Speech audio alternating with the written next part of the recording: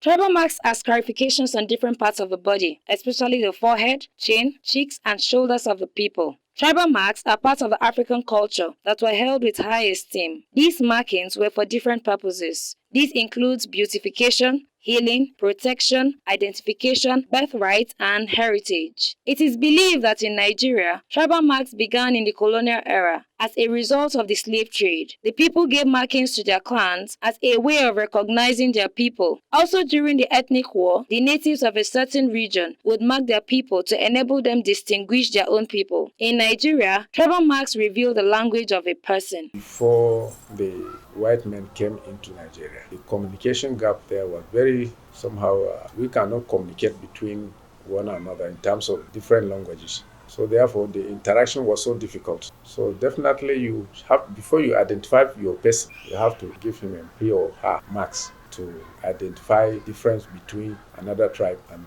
another tribe. That was the beginning of the whole tribal marks. In Gbaji particularly, we have three, both sides, and some have, one, and some have only one. It all depends on how you want it. But the moment they see you, they know that you're a Gbaji person. There's no doubt about it. But today, people doesn't see it as an identity anymore.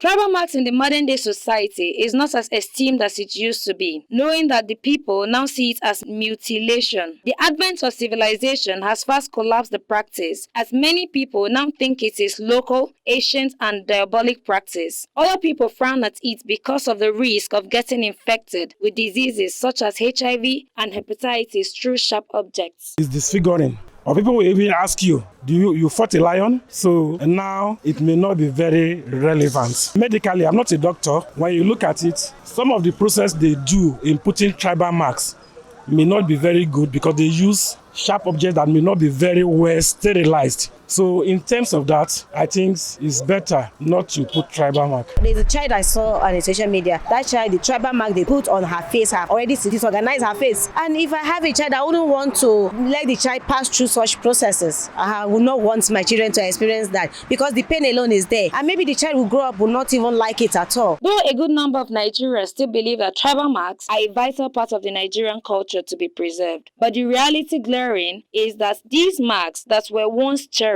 are now being disregarded. Ilia Beauty, AGTV News.